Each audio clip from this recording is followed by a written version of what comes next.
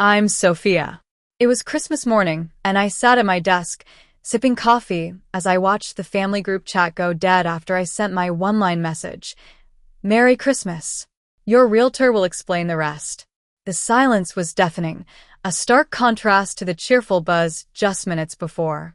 The typing indicators popped up and vanished repeatedly under my family members' names, but no words were sent. I couldn't help but think back to how I'd ended up in this situation.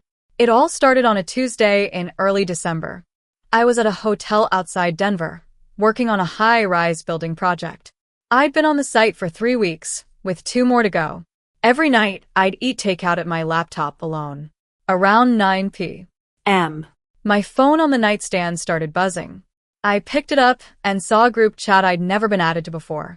The title had a Christmas tree emoji, the word fam, another emoji, and planning. There were 47 messages stacked up, and I knew I shouldn't have been seeing them. My younger sister, Lily, sent a private text right after. Oops, wrong chat. Ignore that LOL. But it was too late. I'd already started scrolling. The first few messages were just about logistics. My older brother, Ethan, asked if the 25th worked for everyone. My mom, Sarah, confirmed, and my dad, Tom, sent a thumbs up. Seemed normal at first. Then, the conversation took a turn. Message 9. Mom, we should use the good china this year. Sophia won't be there to complain about hand washing. Ethan replied with a LOL in message 10. As I scrolled further, I realized my name appeared 0 times in the actual planning and 4 times in the efforts to keep me out. Ethan typed, just tell her the wrong date like last year. Sarah followed with, the 28th. Say, we're doing a small thing on the 28th. Dad sent a laughing emoji. Lily asked, what if she finds out? And Mom replied, she won't. She never does. I put the phone down, then picked it up again, feeling a mix of shock and hurt. Not a single message invited me, and 4 of them were dedicated to ensuring I'd stay away. Lily sent another private message. Seriously, just ignore it. It's nothing. I didn't reply. Instead, I opened the group chat again and started screenshotting every message from the top. I should tell you a bit about myself. I'm a civil engineer. I design load-bearing structures for high-rises and commercial buildings. I've been licensed for 8 years, and I spend about half of my time on the road, staying in hotels like this one, eating alone, and billing hours. I'm good at my job because I'm meticulous and don't cut corners. But these qualities have never interested my family. Growing up in Boulder, I was the middle child. Ethan was the star athlete, playing on the varsity football team, and Lily was into dance competitions. Mom drove them to their events, and Dad cheered them on. I used to ride my bike to the local library. I told myself that busy people get forgotten, and I kept repeating that to myself for years. I always sent Christmas gifts on time. I booked a fancy restaurant for Mom's birthday for 3 consecutive years. When Dad needed his car moved for a doctor's appointment, I drove 4 hours on a weekend to do it. When the basement flooded during a storm and Ethan was too busy to handle it, I called a plumber from my job site in Chicago and paid the deposit over the phone. I never expected to be thanked. I just assumed that being useful meant being included. But last December, I showed up at the house on the 28th with a homemade pie and a bottle of wine. The door was locked, the lights were off, and the Christmas wreath was still on the hook, but no one was home. I called Mom, and she picked up on the 5th ring. In a light voice, she said, "Oh, honey, I thought we told you. We did Christmas on the 25th this year. It was a last-minute thing." I stood on the porch, the pie cooling in my hands, and said, "That's okay. My fault for not checking." But deep down, I knew it wasn't my fault, and it wasn't last minute. Back in the hotel, as I continued reading the group chat, my heart sank when I hit message 31. Ethan had typed, "Closing's the 26th. Just keep her clear till then." Closing? I read it 3 times. Closing on what? 2 messages later, Mom said, "Jenny says the buyer wants a walk through Christmas afternoon, so we need the place empty by noon." Jenny was a realtor in town. They were selling something, and they needed me out of the way. The only thing that came to mind was my grandmother's house. Grandma Rose's house was a charming 2-story cottage on Elm Street. It had a wrap, a round porch, and a beautiful garden. I spent many summers there as a kid. Grandma Rose let me sleep in the attic room with a slanted ceiling and a window overlooking the backyard. She'd make me pancakes every morning and tell me stories about her youth. I still had the key to that house, a brass one, heavier than the others on my key ring. Grandma Rose gave it to me when I turned 21, in front of the whole family, at Thanksgiving. She pressed it into my palm and said, "This is your home whenever you need one, Sophia." Mom rolled her eyes. Ethan was on his phone, and Dad just nodded. None of them thought it meant much. As I kept reading the group chat, message 36 hit me hard. Mom, in all caps, typed, "Make sure she doesn't find out." And 2 messages later, Dad sent a laughing emoji. I screenshotted that one twice because my hands were shaking. I realized that I'd been making excuses for my family for years. I thought the missed invitations were just scheduling errors, and the wrong dates were honest mistakes. But these 47 messages shattered all those excuses. They weren't forgetting me. They were deliberately excluding me. They had a plan to sell something, and they assumed I'd never question or push back. I sat in the hotel room until midnight, going through the chat messages over and over. The word, again, kept coming up like last year. It dawned on me that last year wasn't an accident either. The pie, the locked door, and Mom's light-hearted lie on the phone were all part of the same pattern. I was tempted to call Mom, but I knew how the conversation would go. I'd say I saw the chat. She'd go quiet, then cry, and then tell me I was being dramatic. And I'd end up apologizing for making her feel bad. So I pulled back and locked my phone. I sat on the edge of the bed, hands flat on my knees, just like when I'm analyzing a complex structural report. Ask myself, what exactly are they selling? Ethan's mention of a closing was real, estate language. Mom's talk about a buyer and a walk-through made it clear they were selling something. If it was Grandma Rose's house, that was a big problem. But I had no idea, because no one had ever told me anything about it. No one had asked me to sign any papers, and no one had mentioned an estate attorney or a closing date until these 47 messages landed in my lap. I turned on the lamp, opened my laptop, and searched for the Boulder County Recorder's office. While the website loaded slowly, I took out my key ring and held Grandma Rose's key under the lamp. It was a bit tarnished, with a unique shape that dug into my palm when I squeezed it. I'd carried it for 8 years, never taking it off the ring, even after Grandma Rose passed away 3 years ago. The night she gave me the key, after dinner, when the football game was on and the house smelled like cinnamon and pine, she pulled me aside. She walked me to the front door, took the key off a hook by the coat closet, and pressed it into my hand. "This is your home whenever you need one, Sophia," she said. Mom had a tight, lipped smile, like she thought Grandma Rose was being overly sentimental. But Grandma Rose just looked at me and said, "Keep it." The county recorder's page finally loaded. I typed in the address of Grandma Rose's house, 321 Elm Street, Boulder. The search wheel spun, and I set the key on the desk next to the laptop, waiting. The recorder's site was basic, with a white page, blue links, and a search bar that looked like it hadn't been updated in years. I got a list of documents associated with the house. There was the original purchase deed from 1980, a refinance in 2005, a satisfaction of mortgage in 2015, and then a quit-claim deed recorded 8 years ago. I clicked on the document number, and it took 30 seconds for the scan to load. At the top, it said quit-claim deed. The grantor was Rose Miller, and the grantees were Sarah Miller and Sophia Miller, as tenants in common. I read it over and over again. I realized that Grandma Rose hadn't just given me a key, she'd given me half ownership of the house. It was a recorded legal instrument, filed with the county, and searchable by anyone with the address. I remembered the day she signed it. I was 23, home for a weekend because Grandma Rose had called and asked me to come.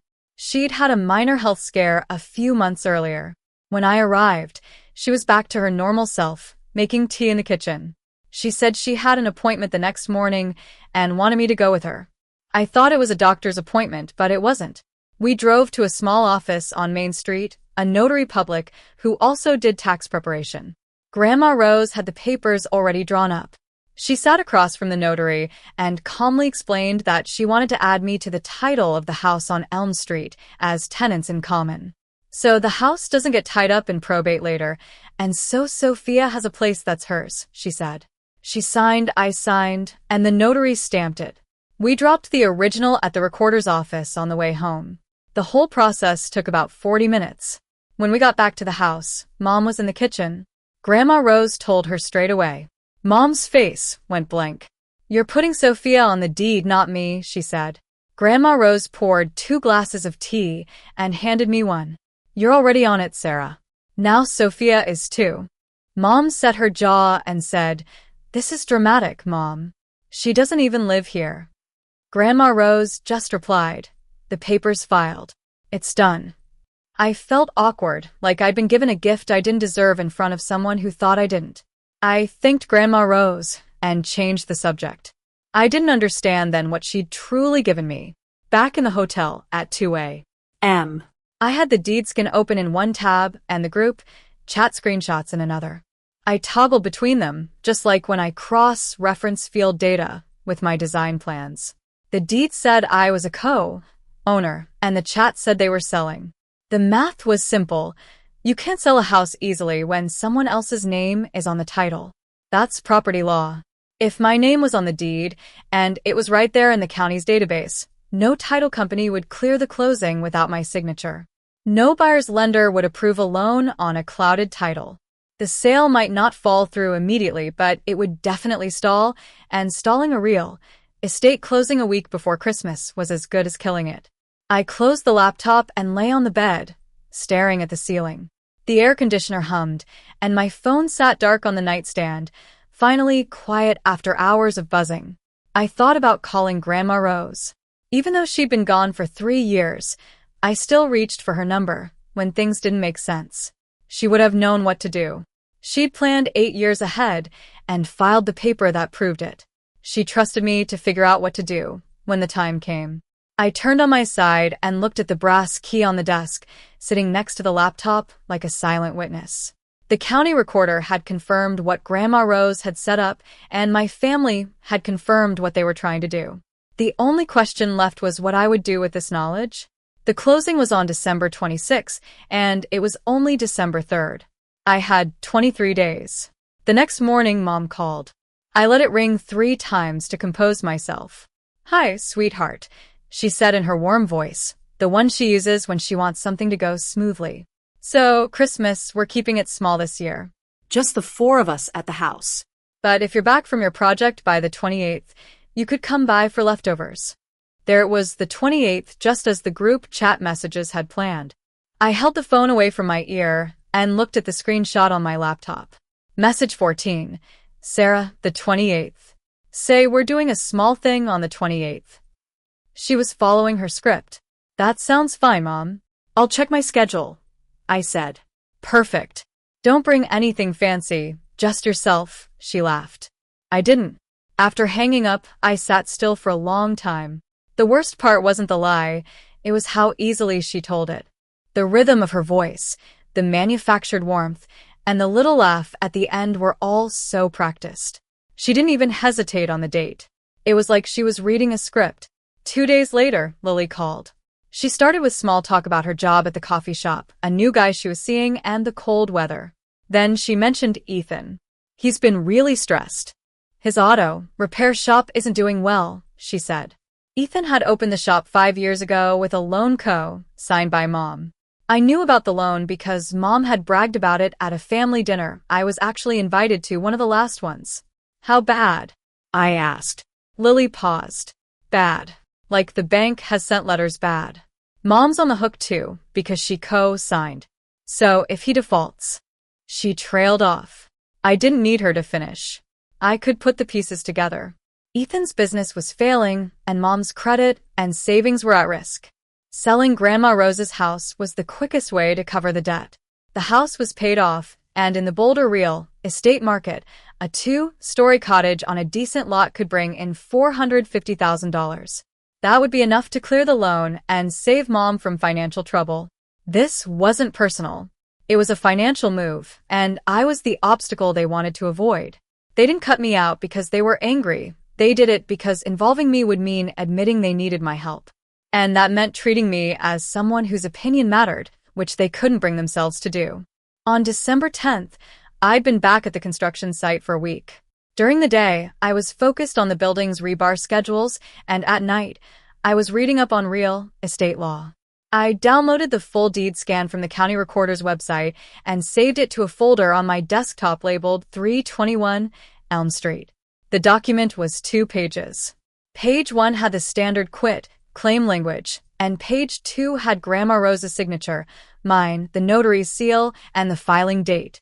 I printed both pages at the hotel's business center and put them in a manila folder. Holding the folder, I realized that as tenants in common, Mom and I each owned an undivided interest in the property. Neither of us could sell the whole house without the other's consent. Mom couldn't sign for me or close a sale without my signature on the deed of sale. I went back to the group chat screenshots. Ethan had typed, "Closing's the 26th. Just keep her clear till then." And Mom had mentioned Jenny, the realtor. I searched for Jenny Thompson, realtor, Boulder, and found her in seconds.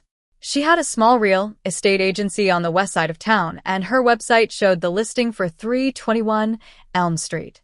It had 4 bedrooms, 2 bathrooms, and a beautiful porch. The asking price was $450,000, and it had been listed for 3 weeks. Looking at the listing photos, I saw that they'd staged the house. Grandma Rose's old rocking chair was gone, replaced by a modern sofa. The kitchen had been repainted, and the garden had been tidied up. They'd been preparing for this sale for weeks, maybe months. I realized that they hadn't forgotten me. They'd excluded me because I was a variable they needed to control. If I showed up on Christmas, I might notice the staging, the lockbox on the door, and ask questions. The wrong date wasn't an act of cruelty. It was a part of their plan. I closed the listing tab, opened a blank document, and typed, "Do not react. Do not confront. Let the system work." Then I saved the file, shut the laptop, and went to bed, but I couldn't sleep. On December 12th, I called a real estate attorney in Denver. I found his office through the state bar's referral line. I explained the situation in about 4 minutes. I was a co-owner on a recorded deed. The property was listed for sale, and no one had informed me or asked me to sign any documents. He was quiet for a moment, then said, "That closing is almost certainly not happening without you." I asked him to be more specific. He explained that no title company he'd ever worked with would issue a clear title policy if a recorded co-owner hadn't signed the conveyance. The buyer's lender, if there was one, would require clear title before funding. Even in a cash sale, no competent closing agent would proceed with an unreleased interest on the deed. "Your signature isn't optional, it's structural," he said. I almost laughed at the word structural, as that's my job, finding the critical elements that hold.